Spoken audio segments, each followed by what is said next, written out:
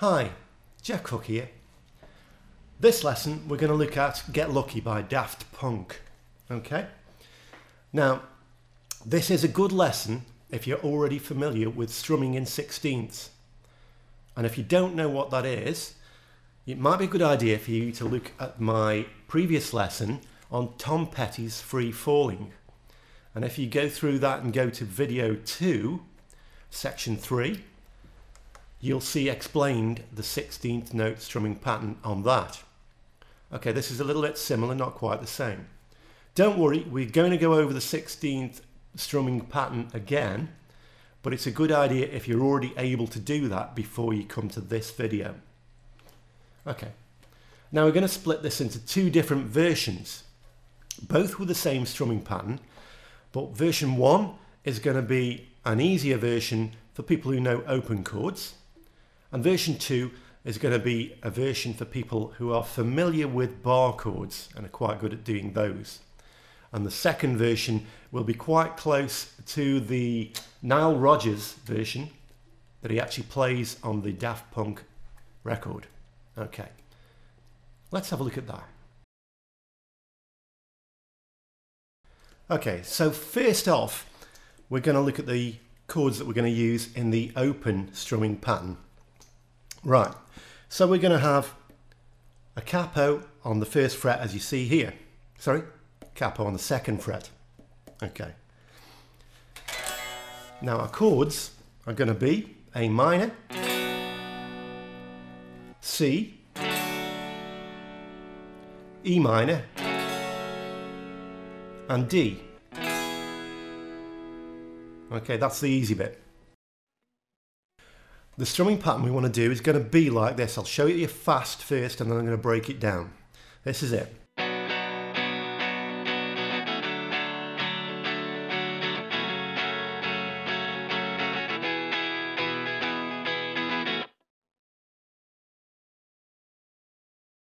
Okay, so let's just remind ourselves exactly what 16th strumming is. Now I'm going to play this on the bar chords, but it doesn't matter because the same thing, exactly the same thing, will apply to the open chords. Okay, so we know that quarter strumming is this. 1, 2, 3, 4. 1, 2, 3, 4. 1, 2, 3, 4. 8th strumming is this. 1 and 2 and 3 and 4 and 1 and 2 and 3 and 4 and 16th strumming is this. 1 eander, 2 eander, 3 eander, 4 eander.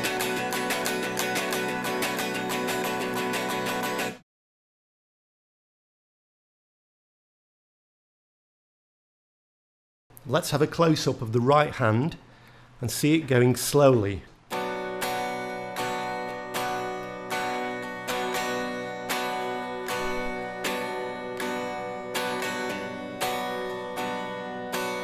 So if I take my hand away from the neck, this is all that's happening all the time.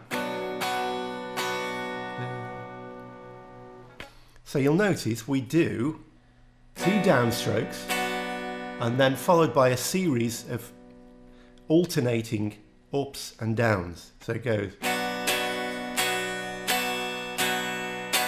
And finishing off with a quick down up.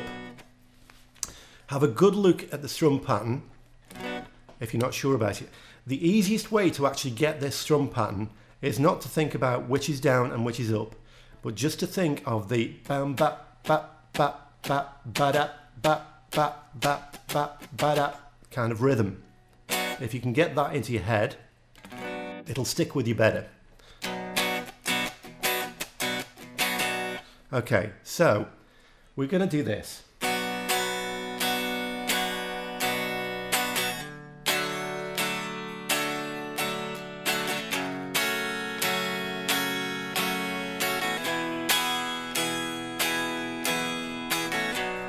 Now you'll notice on the beginning of every chord, at the beginning of every bar, I do this.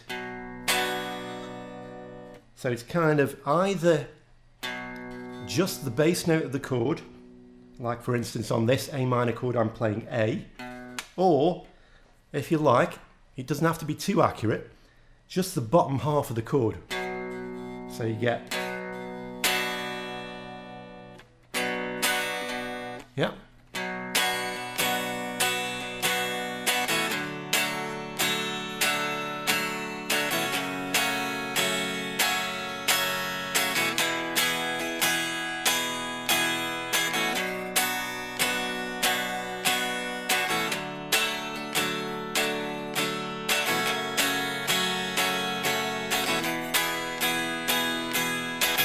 Once you get used to that, you can add a few more of these movements in. Remember, in 16th note strumming, we're always keeping our hand moving all the time.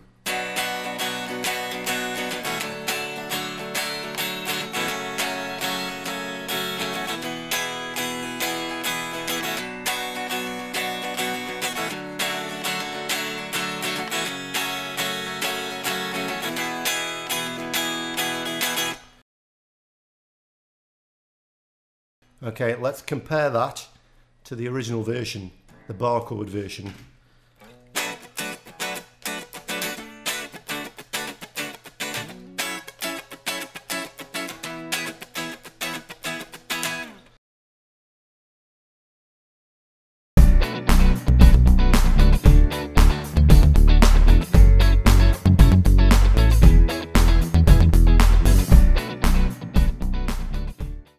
Now, apart from the bar chords, what's the big difference between this and the open chord version?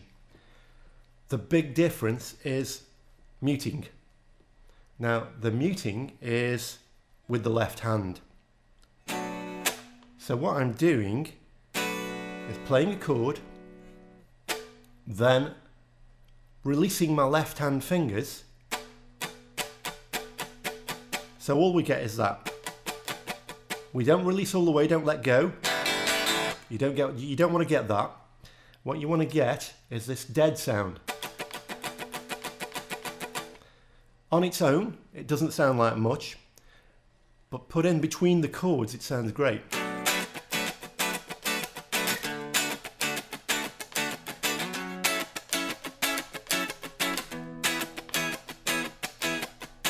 Let's slow that right down and have a look at it.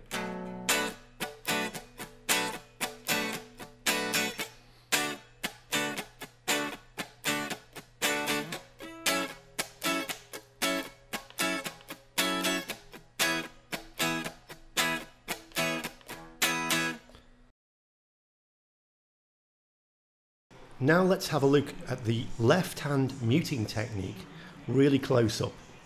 Goes like this. Now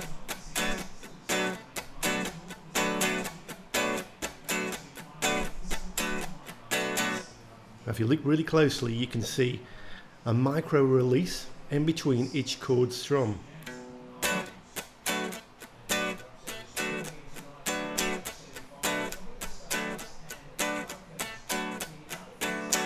So the right hand continues to do this. The left hand chooses when the chords are actually played.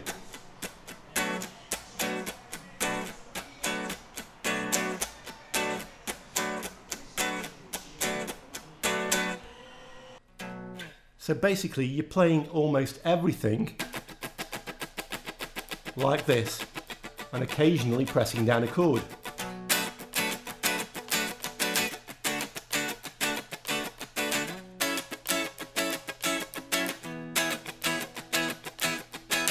And that's it. Let's see how you go with that.